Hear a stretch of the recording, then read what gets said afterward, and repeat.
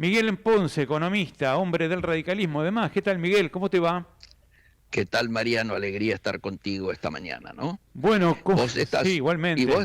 vos estás diciendo algo central, a mi juicio, A ver. que de alguna manera explica la dimensión de lo ocurrido. Antes de que yo viajara a Europa, la frase que salía en cualquier estudio sociológico era: no me alcanza. Sí, pero no me alcanza. Sí, pero no llego. Cuando volví, ya con el escándalo cripto por un lado y con el último, ¿no es cierto?, el de Guantanamera, Carito es una condena, Guantanamera, así es, ¿cómo se Karina llama? es una, alta coimera, Karina, Alta Coimera, alta Alta coimera, Coimera, correcto. Alta Coimera, Karina es alta. Sí, tremendo. Cuando volví con eso, esa frase se completó, porque es: no me alcanza porque me la están choreando. Y este es un dato que me parece no menor para entender sobre todo la dimensión. Yo hasta ahora venía hablando de que si estaba la derrota del gobierno en el entorno del 5%, Ujú. los mercados iban a aceptar que, bueno, esto puede ser revertido en octubre y entonces podemos seguir con el plan La Molina del siga, siga hasta octubre, sin tomar las decisiones de frenar, ¿no es cierto?, un programa económico que evidentemente para todo el mundo está agotado. Ahora, si el tema se acercaba al 10%, y en este caso se ha superado, obviamente van a tener que acelerar los temas que tenían pensado hacer después de las elecciones de octubre. ¿A qué me refiero? Básicamente lo que ellos denominan un sinceramiento de la economía, que entre vos y yo es una devaluación, para empezar a hablar, ¿no es cierto? Nadie duda que va a haber devaluación, Mariano. El tema es cuándo, de cuánto y cómo. ¿A Ahora, qué me estoy la refiriendo? devaluación la va a disponer, vos creés, el gobierno o lo va a hacer el mercado hoy, Ese es el desde hoy, cómo. por Ahí, ejemplo, presionando sobre el dólar? ahí está, ahí está. El cuándo es esto que estamos hablando. Antes se pensaba después de octubre, ahora estamos hablando de que puede empezar ahora.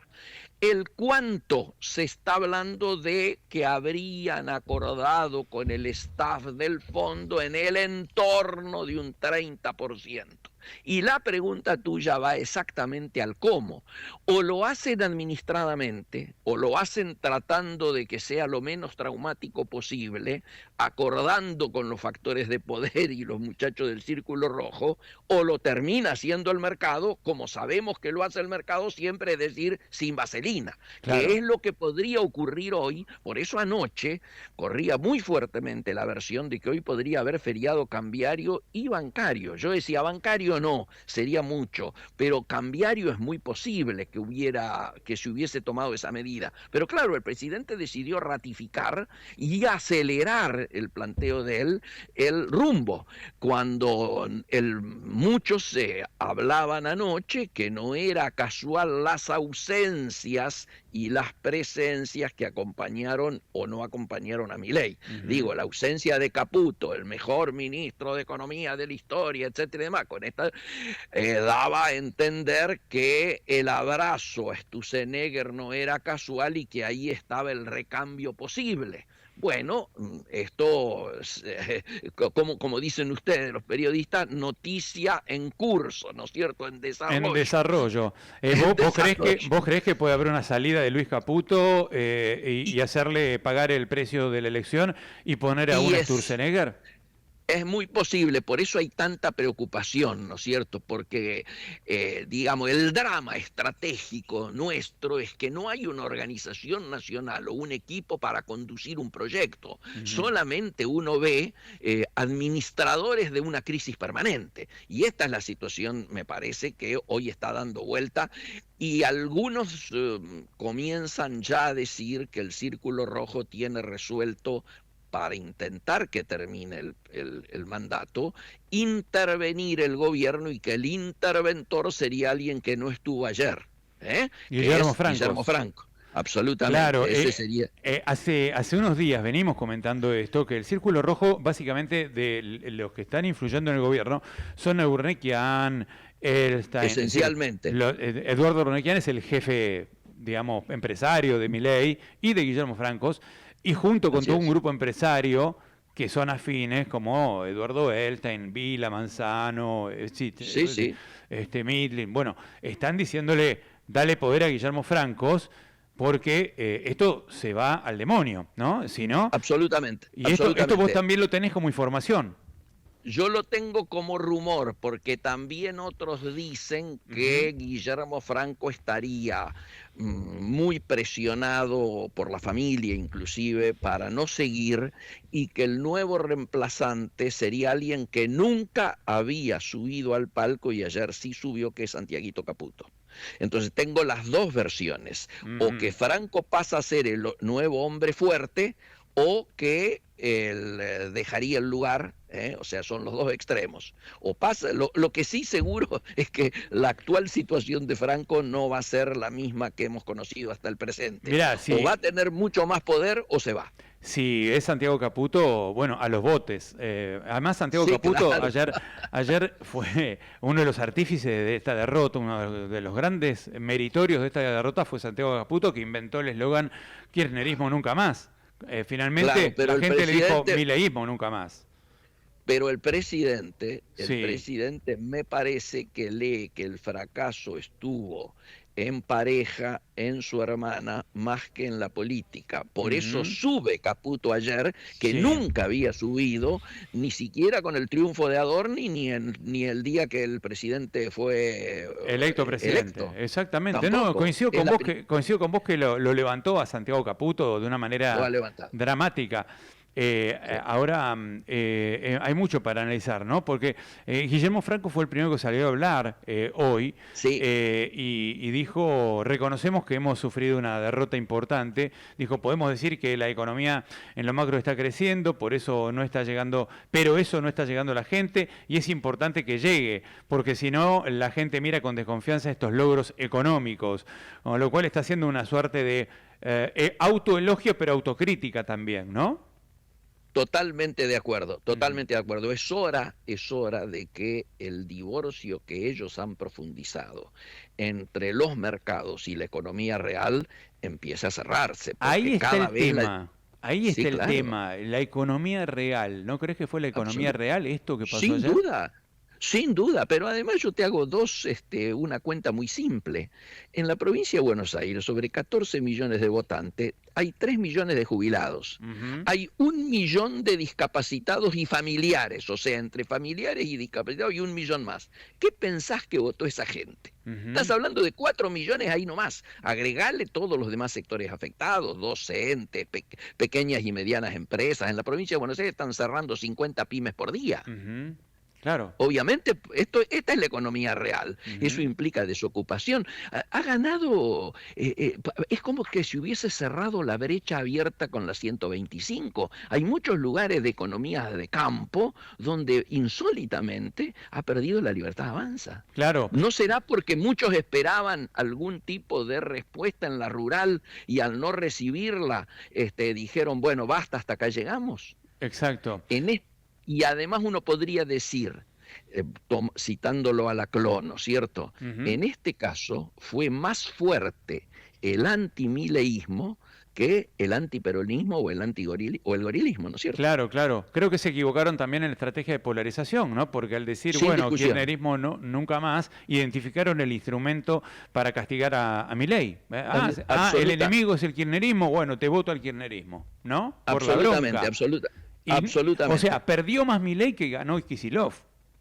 Exactamente, exactamente. Ujú, Al igual que hace 2 años, el pueblo se expresó mediante un claro rechazo, en este caso a Milei persona y a ujú, su política antisocial y hasta antinacional, diría alguien, ¿no es cierto? ujú. Esto es bueno, pero no alcanza, desde ya que no alcanza. Y te pregunto, Miguel, pues estamos hablando con Miguel Ponce, economista, siempre anticipando los procesos económicos.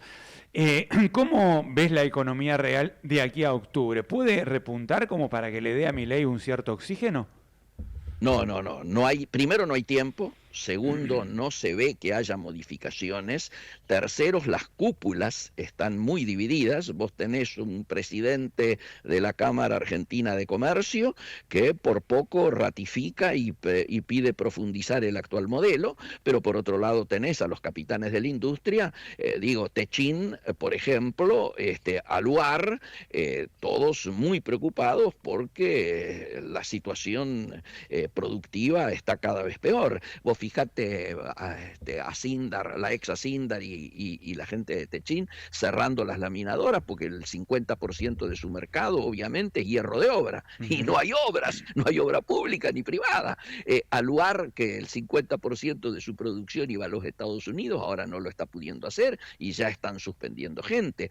Y el gobierno que les había prometido que ese vínculo especial que tenía con el presidente Trump se iba a manifestar en un trato preferencial precisamente para los dos aranceles que afectan al acero y al aluminio, no solo no ha conseguido nada, sino que el vínculo con Estados Unidos en este momento está en el peor momento desde que asumió Milei.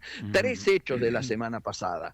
El primero, intentó por todos los medios el canciller, que tiene muy aceitados lazos con no solo el empresariado, sino con el gobierno de Estados Unidos, intentar que algún funcionario de importancia lo recibiera al presidente. No lo logró. No lo logró. El segundo, la forma vergonzosa con que se interrumpió el acuerdo por el cual los argentinos iban a entrar sin visa a los Estados Unidos. Viajó el titular del ARCA, que tenía una escala en Miami y luego ir a Washington, y le dijeron que no vaya a Washington porque no se iba a firmar. Estuvo 48 horas tratando de revertir esa situación y se tuvieron que volver con la frente marchita, como diría Gardel. Claro. Y el tercero y más importante, que es el económico, es que previo a las elecciones ya iba a estar firmado el primer acuerdo con un país latinoamericano sobre el tema aranceles. Claro. Y no solo no se ha firmado. El problema, Mariano, es por qué no se ha firmado y por qué ocurren estos tres hechos. Básicamente porque el gobierno está mirando, de Estados Unidos, está mirando con mucha preocupación que al escándalo Libra, que obviamente afectó a ciudadanos norteamericanos también, se le sumó el escándalo de las coimas de la hermanísima, ¿no? De las coimas, y además que hay un tema muy importante que nosotros no lo tenemos en el radar, pero para Estados Unidos es central, que es el respeto a la propiedad intelectual, que se lo pidieron a Milei, el respeto a la propiedad intelectual, que, como te acordás, en los 90 se votó una ley de patentes. En el 2010-2012, Cristina Kirchner hizo una cantidad de decretos reglamentarios que limitó el derecho a la propiedad intelectual, y eso Estados Unidos lo tiene en el radar. Y en Argentina, Santiago Caputo, Mario Lugones, no quieren saber nada con limitar la ley o con, digamos, hacer respetar la ley de patentes, mejor dicho, porque ahí están los laboratorios que son los grandes aliados de Milei, y fíjate lo que está pasando con la Suizo-Argentina, ¿no? Todo tiene que ver con todo. Total acuerdo, Mariano, total acuerdo, Mariano. Y a partir de ahora, con este resultado electoral, mucho más se va a producir el alejamiento, diríamos, o por lo menos la toma de distancia del gobierno norteamericano, ¿no es cierto? Exactamente, Fíjate, claro. A mí el viernes me llamaban de Alemania contándome que en prácticamente toda la prensa alemana se hablaba de los días contados que le quedaban en el gobierno a Javier Milei. Yo no creo que eso sea tan así, pero objetivamente hay que ver cómo el mundo está leyendo esto. Fíjate lo que es la primera plana del país en este momento de España en relación a las elecciones, y bueno, todo el mundo asocia lo que estaba ocurriendo con los escándalos con este resultado, ¿no? Claro, claro. ¿La tenés a mano la portada del país de España?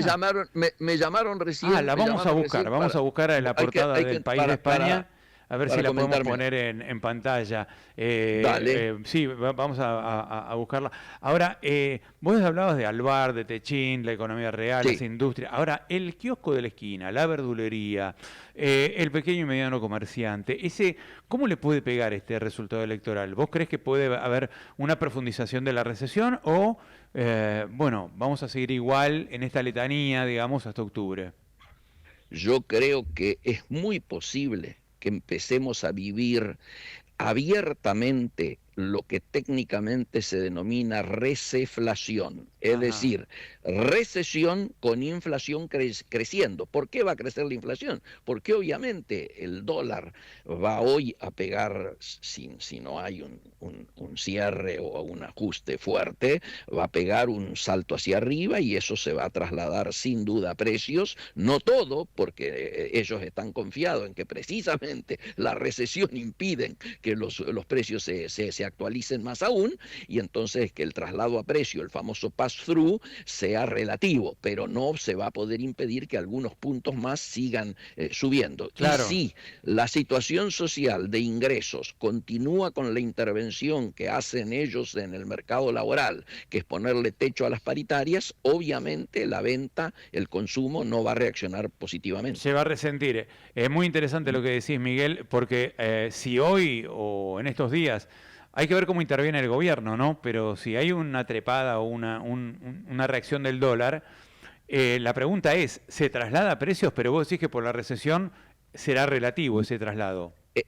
Siempre va a ser en un tiempo recesivo menor el pass-through que el monto de devaluación. Claro, Técnicamente el pass-through es el pase a precio de la devaluación de la moneda nuestra frente al dólar. claro. Si esto fuera como hubo el mes pasado, en julio, un 13% de devaluación, ese 13% no se trasladó integralmente a precios. Pero Claro. vamos a ver que la inflación, cuando conozcamos los precios, el índice de agosto, va a estar arriba del índice de julio, sin duda. Exacto. Mira, Miguel, vos decías recién el diario El País, acabo de abrir el diario El País de España, y abre con un título, pones elpaís.com, y ¿Sí? abre con un título que es El peronismo arrasa en Buenos Aires y desafía la Ahí gobernabilidad está, de ahí Milei. está.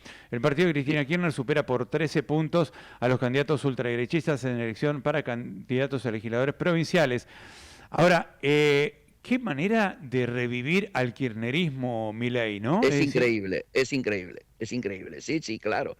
Bueno, es esto que hablábamos del boomerang, ¿no es cierto? Vos jugaste en una elección que era de revalidación de títulos locales, ujú, donde se jugaban solo los intendentes, donde vos podías decir, no, lo que estaba en debate es la cantidad de concejales, de diputados provinciales o de senadores provinciales, no estaba en juego ni se estaba plebiscitando mi gobierno. Él dijo que él se plebiscitaba su gobierno de alguna manera y que le iba a poner el clavo final al kirchnerismo. ¿Para qué todo eso? ¿Para qué generó esa situación que obviamente con un resultado tan adverso se ha transformado en un boomerang de consecuencias que todavía a lo mejor no sabemos su alcance, ¿no? ayer había unas caripelas en el escenario de Axel Kicillof. La única que no estaba era Cristina Kirchner porque estaba presa en su domicilio en San José 1111, ¿no? Pero estaba todo el peronismo en pleno. Pero Algo que creíamos, la ausencia de Máximo también es un indicador. Vos claro. fíjate que